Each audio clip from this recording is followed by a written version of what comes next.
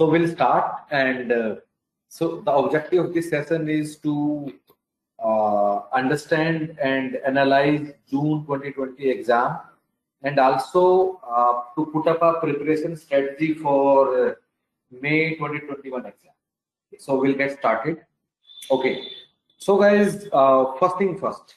So we are targeting. So what is our target? Our target is code 08 commerce. Okay.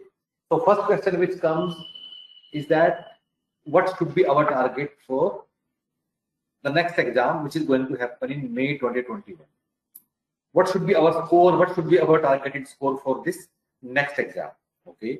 So now to arrive at this number, to arrive at this target, which should be in our mind, let us look at cutoff from some previous exams. So this is cutoff of December 18, this is cutoff of June 19, and this is cutoff of December 2019 paper.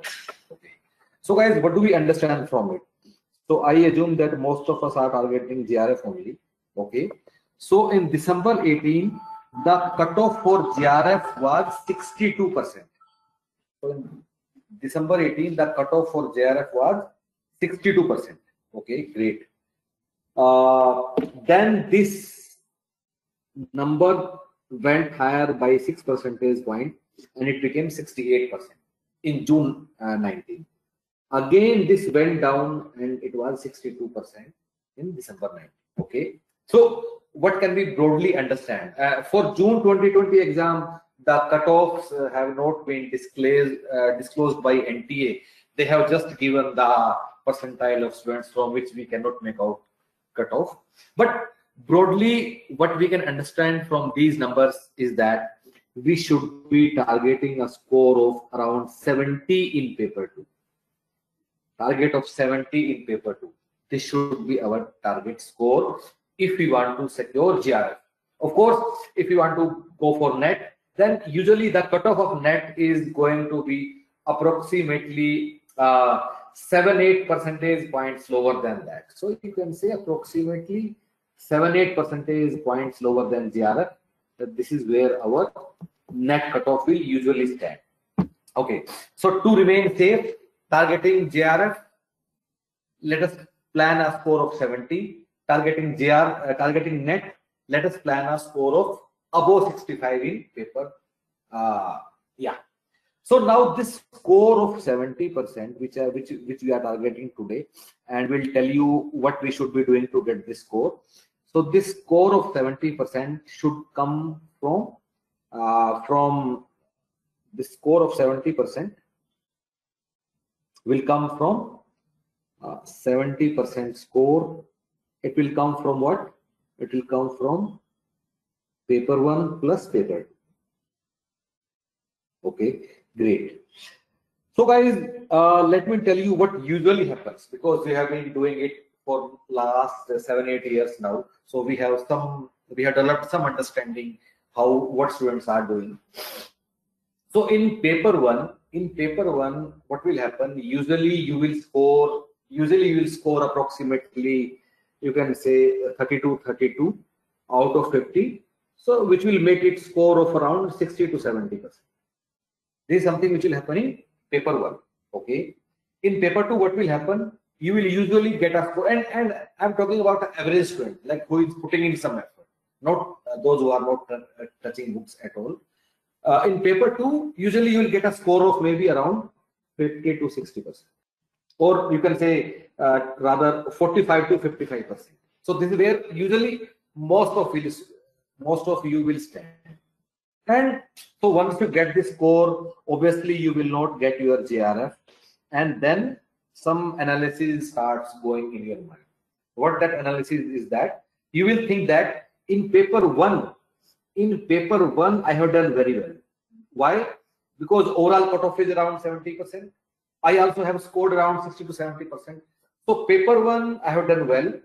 So let us put all our energy in paper 2 only, and let us try to improve our score in paper 2. This is what people generally think.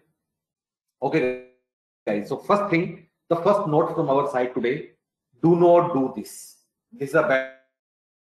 Why?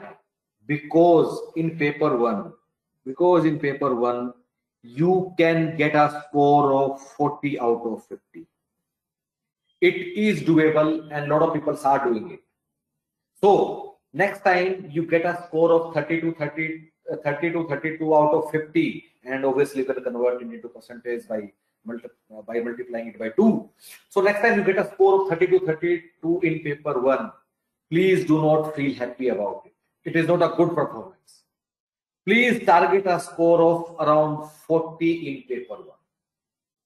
Okay. Why we are saying so? Because the effort required to get that one additional mark in paper 1 is much less than effort required to get that additional 1 mark in grade. So target a better score in paper 1 in terms of percentage points. And now let us come to what we should be doing for paper 2 with this note. So if you go with this approach, so even if you lag somehow in paper 2, still you will do good because you have put up a good score in paper 1. Please understand, what matters is not your intelligence or your understanding of commerce subject, but what matters is a good combined score. Nobody cares how good you are in commerce. But we need a good overall score to get the GRF score, to get a GRF seat. Okay. So with that note,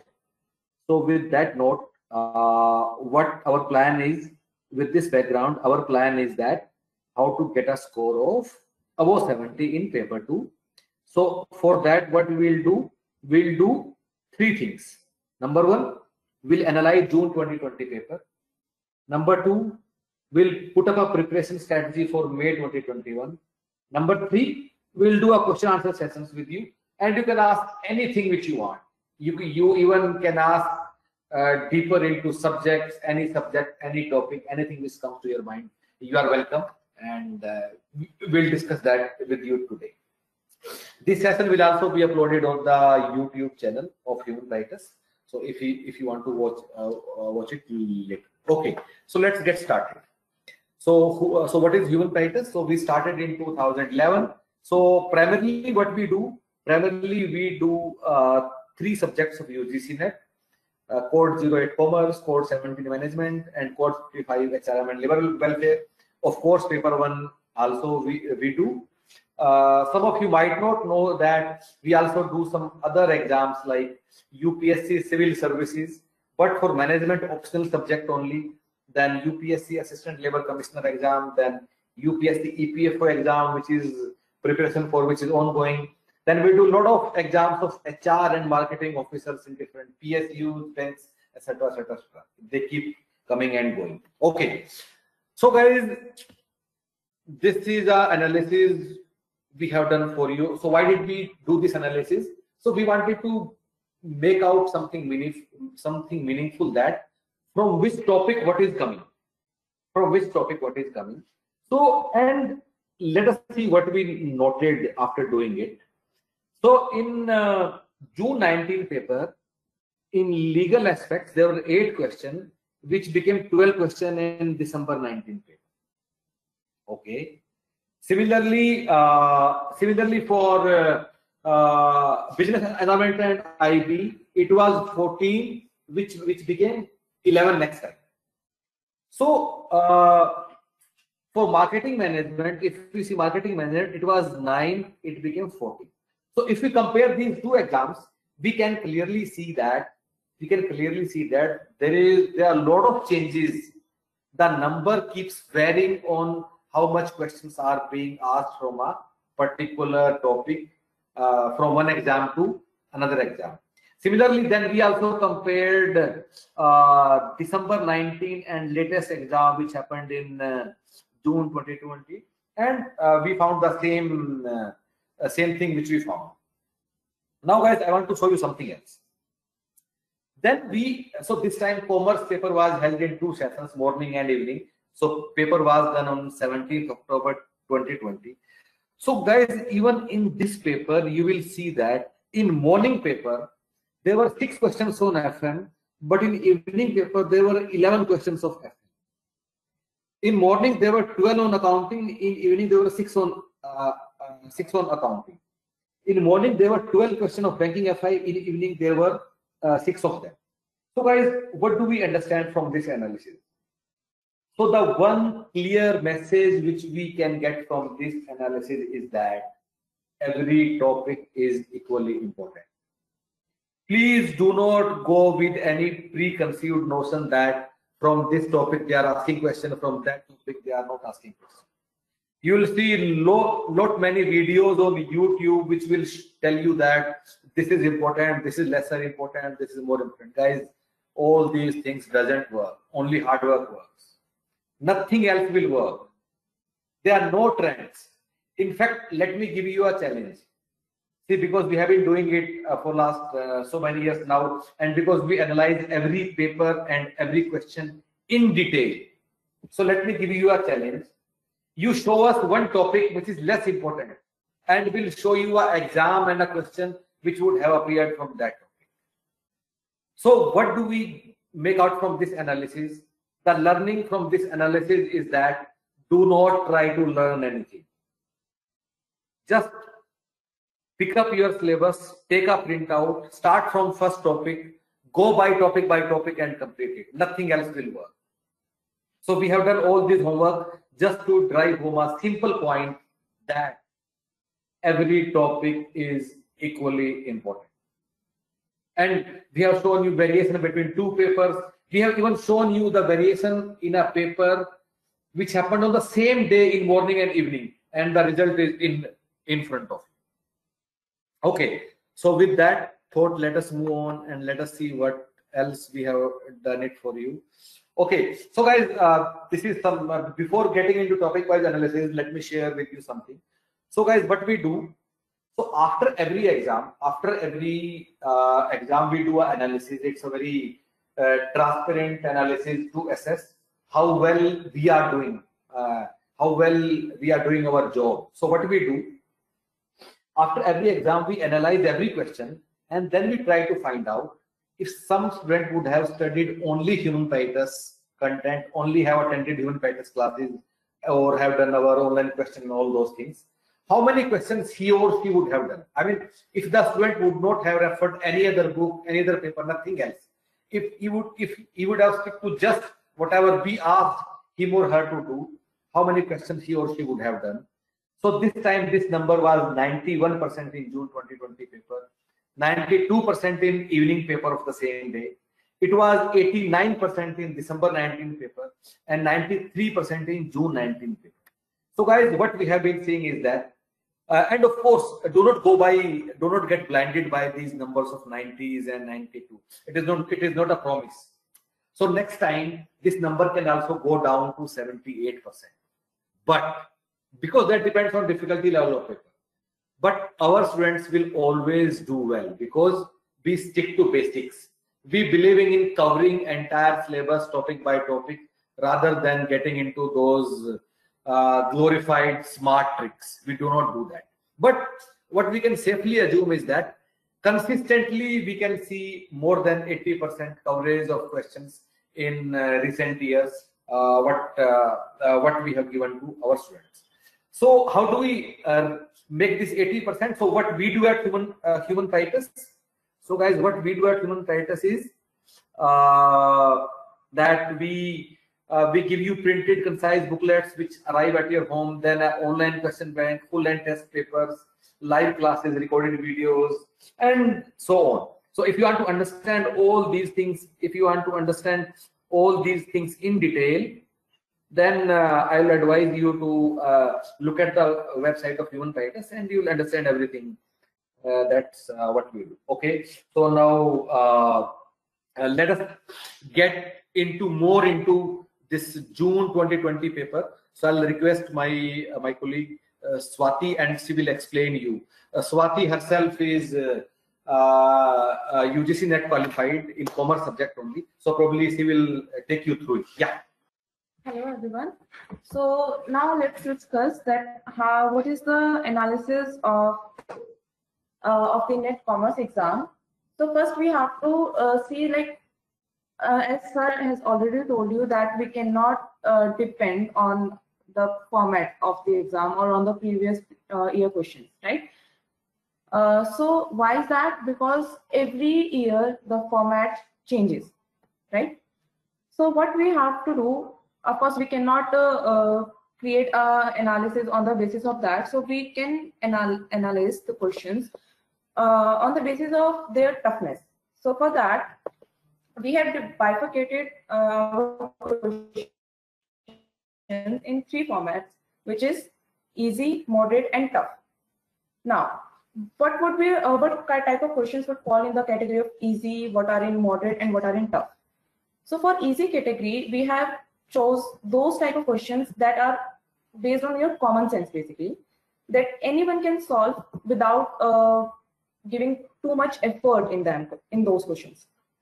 All right, so easy questions does not require a lot of effort, and you can just solve them with your basic common sense, common knowledge about the topic. Now, in moderate questions, what you have to do is, moderate questions require your knowledge and your tactic to solve them, that how easily you can identify the question and how can you solve it. So moderate questions are basically, you can easily find these questions in every book that is out there in the market. They're easily available to you, and if you solve these moderate questions, you can get like 100% score from these questions, because these questions, if you have studied the syllabus, if you have gone through the syllabus thoroughly for a time, you can easily solve these moderate questions. And in the toughest questions, these questions are very rare, and even though you have studied 2 times or 3 times, these questions you still will not be able to do these questions, because these are like one-time questions that are asked that are asked new in every time in the UGC. So these questions cannot be tapped. So these are very difficult questions. So you don't have to worry about the toughest questions. You just have to prepare for the moderate questions. And if you have successfully completed the syllabus for the moderate, you will be able to crack UGC NET exam easily. So let's see what kind of questions comes in easy, moderate, and tough. So let's see this question. What is the probability that a randomly chosen card from a deck of cards will either be a king or spade? Now, this question is from probability. Now, we have studied probability in our school maths class, so anyone can easily crack this question, and it does not require your special skills or knowledge. So this is an easy question. Let's see another one.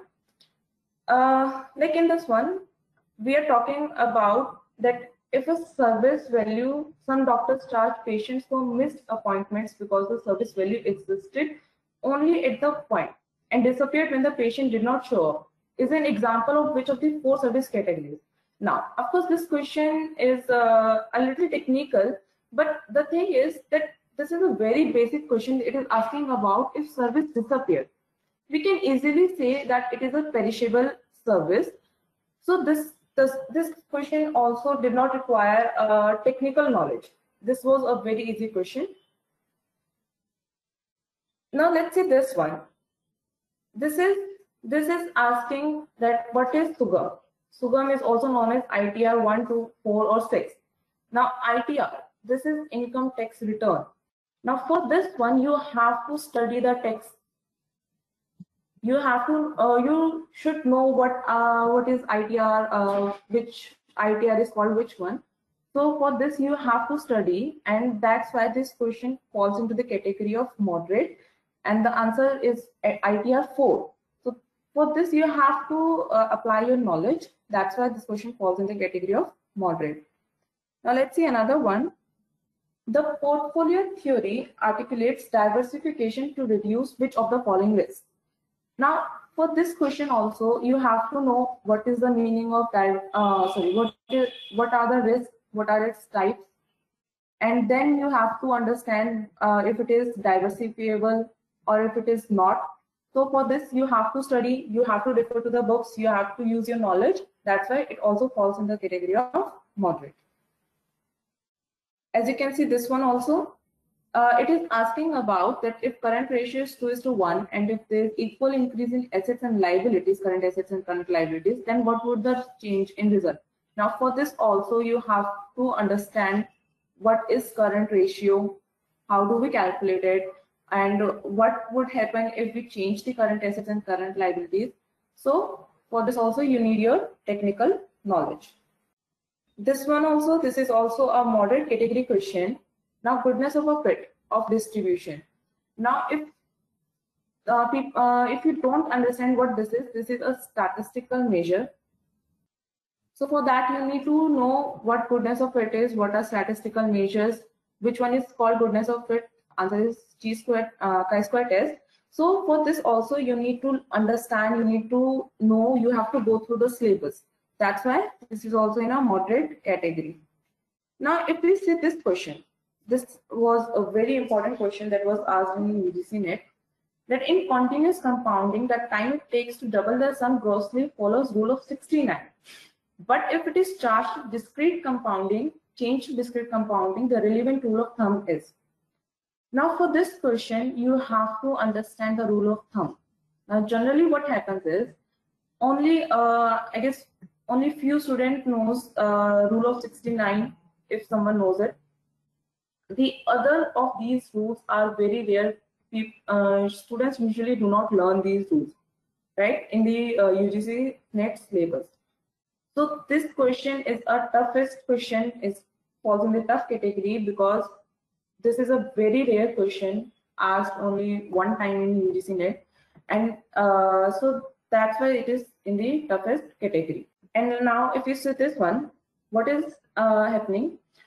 Which of the following truly describe government intervention in the MSME space in COVID-19 pandemic? Of course, this is COVID-19, this is related to current affairs. So we are not talking about that, but the thing is that it is asking about MSME space. MSME is not asked in UGC Commerce syllabus. So this is like out of syllabus question, or if you can relate it to banking and FI, but that is also very rare that UGC asked questions about MSME because it is not covered in our syllabus. So this question is also like one-time rare question, so that's why it is also in the category of tough question. Now let's see. So what Swati ma'am has taught us is that, so there were 7 easy questions, there were 7 easy questions, right? Give me a second, guys. Okay, 7 easy, 9 tough, and 84 moderate. Okay, so guys, what usually happens is that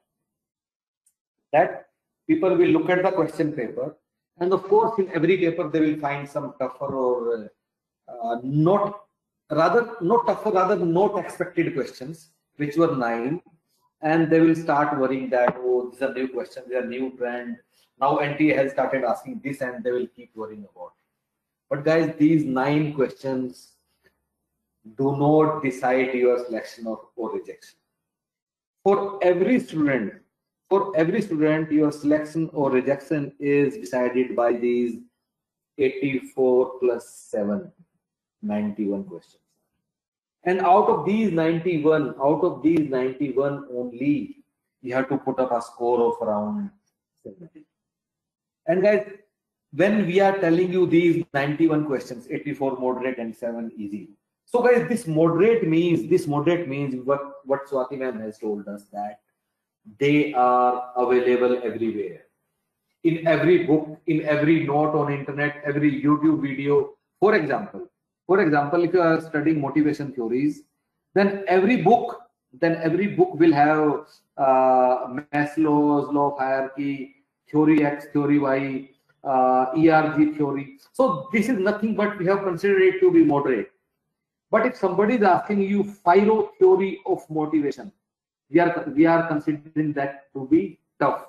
So there is no book on motivation which doesn't have Maslow's law, theory X, theory Y, ERG. So guys, what we are trying to tell you, that if you are not passing, if you are not achieving your aim in UGC NET Commerce Code 08 paper, then only thing which is to be blamed is that you are not putting up hard work, because you don't have to worry about these tougher things or unexpected things. You just have to cover the syllabus by putting up your hard work, and you just have to go through those traditional topics. Even if you do that only, then you have your area of 91 questions, out of which you have to score. Even 65 is good now. If you put up a very good score in paper 1, as we advised you, even 60 is also good to get the JRF. Now, considering that there is no negative marking, negative marking, if you put up your tukka style in every question, even out of 9, you will get 2 marks. That is what law of probability says, right? If you put VB everywhere, right? So guys, do not worry about these tougher or so-called out of context or out of syllabus or difficult or unpredictable questions. They do not decide your selection or rejection. Your selection or rejection lies here. Okay, so now we have given you some ideas on how to put up this great score of 70% or 70 out of 100 in paper 2. So now let us look at 2-3 critical success factors which you should keep in mind for Commerce Code 08 subject, which Prerna will tell you. Yeah, so Prerna is also net qualified, so probably she will give us good insights. Yeah. Hello everyone. So to get a score above 70% in net, there are some critical factors that needs to be taken care of. First is topic with current relevance. Okay. So there are certain topics in our exam syllabus that have current relevance. Okay. Because as you can see, this time those who have given the paper, there were 3 questions which were based on the current scenario. Okay. There were 3 questions which were based on the current scenario. One of them was, which industry got a boost due to COVID-19? Okay, so if you have some idea of the current scenario, you will be able to answer that question, right? Secondly, there was another question which included government intervention in the MSME space in view of COVID-19 pandemic. So this kind of question, although MSME space is not in our syllabus for commerce, but still if you were aware of the current relevance, okay, you would be able to answer this question correct, right? Thirdly, there was a question, how choose the following which is more adapt to elevate financial stress of borrowers at the lower bottom level of the pyramid. Okay, so this was also a question related to the pandemic. Okay, so this is the type of questions which were there only because of current relevance. And how they were relevant? Because there are some topics, like in paper 1 we have the topic of current relevance, that one is higher education. So in higher education, what are the topics? One is NIRF rankings, the government schemes related to education, government schemes, new education policy. So these topics are of current relevance. They keep on changing as the government update their policy or give new rankings or make new schemes. Similarly, another subject of paper 1 is people development and environment. People development and environment. So here also a lot of changes keeps on coming related to new policies of the government related to environment, development. Okay, schemes are there which are required to be studied for getting a better score, right? For getting this 70% without a doubt, you need to be updated. In paper 2, we have few more subjects such as FDI, that is foreign direct investment, then foreign trade policy that keeps on changing, new rules are coming. Then impact of budget on the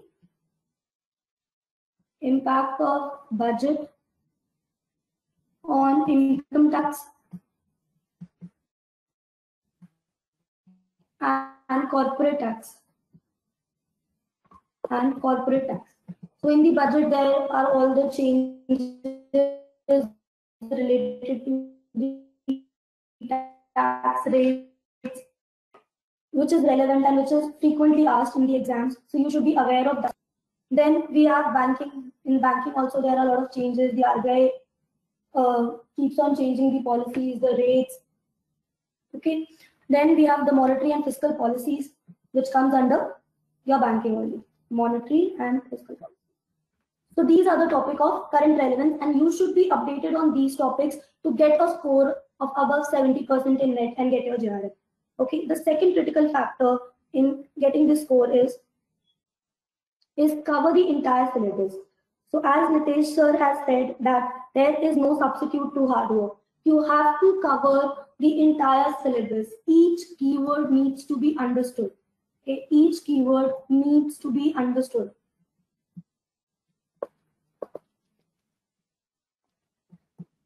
Because there is no such thing as important questions. Okay, there is no trick or any tricks to get to do it in a shorter manner. You have to do the hard work. You have to understand each keyword. You have to study them, because as the pattern of the syllabus, we have more of RC type questions. Okay, RC type questions, which are very different from RCs in paper 1. So the RCs in paper 2, the answers are not given in a straightforward manner in the passage. Okay, you have to understand the concept which they are talking about, and then you have to select the right answer. So you need to have a conceptual understanding for solving these questions, and that will only come when you understand the topic. And the pattern keeps on changing. Okay, the number of questions from each subject, they keep on changing. So we can't say that this topic is more important, that topic is more important. So you have to do each and every topic and understand them. There are questions like processes. Even this time also, there was a question on the process amount first. You have to do the ledger. You have to classify. Okay, you have to summarize. This question was asked in UGC NET, which is under a moderate category question. You know it when you understand it. The ITR filing process. Such questions are asked in the exam. So they are saying that you need to have a conceptual understanding. Okay. So that is why covering entire syllabus is very important. Then, so previous year paper. Previous year paper are important for practicing. Okay, but you should not totally rely on previous year papers. Why you should not totally rely on previous year papers? Because the syllabus has changed. Okay, the syllabus has changed in Jan 2019. So if you will rely on previous year paper, you will miss on some few important topics. Okay, such as the new topics which have been added in the syllabus are fallacies in paper 1, which was not there in the earlier syllabus. In paper 2, the whole new set has been added, that is legal aspects of business. Okay, so previous year papers are important. You have to practice them, but don't totally rely on previous year papers. You have to cover the entire syllabus, because no one can say with surety that this topic will come and that topic will not come. And the last is time management. So by time management, what I mean over here, that there is ample of time. You can complete the paper in the 3 hours which has been provided to you. For paper 2, 2 hours is very much sufficient. Okay, so you don't need to rush. You understand the question, read the question calmly, understand the question, then evaluate the answers, try elimination method and select the best one. Okay, so these are the four critical factors for scoring above 70% in exam. Okay, guys. So then we also did topic-wise analysis for the entire course. We also try to figure out from which topic questions have come and from which topic questions have not come. And we compared last 3 exams. For example, in accounting, December 19 were 6. Then this number got increased. Yeah. So December 19 were 6. Then it got increased. Then became 12 in paper, which happened a couple of months back. So again, guys, do not be under any impression that in June 2020 questions have come from these topics which are highlighted in sort of blue color, but next time questions might be on other topics which are not highlighted, for example this and this and so on. So just cover the entire syllabus, and that is the safest way to get a good score in UGC NET and crack the JR. Okay, so again, what we do, 4 things: printed concise booklets to cover entire syllabus, then an online question bank of around 6,000 questions, and of course the real value of these questions is the detailed explanation which you will get with every question. Detailed explanation. Okay, then we'll teach you in live classes for around 250 hours, and now we have started our new system which we name the rolling batch system. So you must see on the website what this rolling batch system is. It's very interesting, and obviously finally full length mock test papers. If you go through this, then you can depend completely upon us for anything. Okay guys, then thank you so much and all the best.